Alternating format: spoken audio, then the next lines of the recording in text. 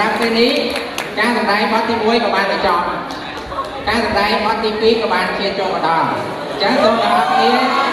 ตัวรองจางตัวสนามต่อเนี่ยบ้าง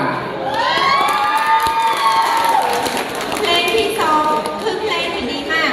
เพราะว่าเพลงนี้แสดงให้เห็นเกี่ยวกับนักพจน์ของครูบาอาจารย์ที่สร้างสอนผูกฉันทุกคนให้มีความรู้และคุณธรรมในชีวิตตอนนี้คือ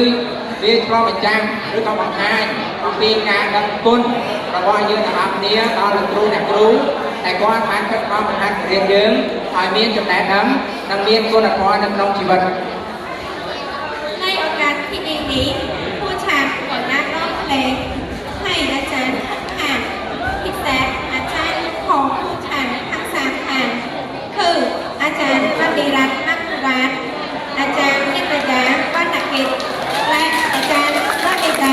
ทักษะภูมิ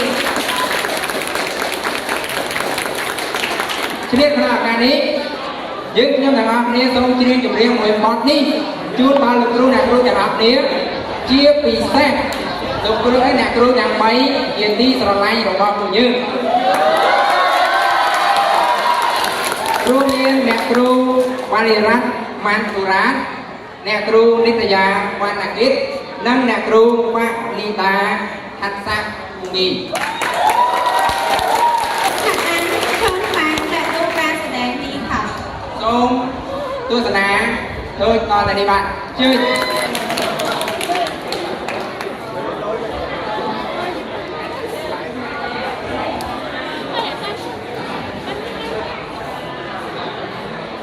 Gracie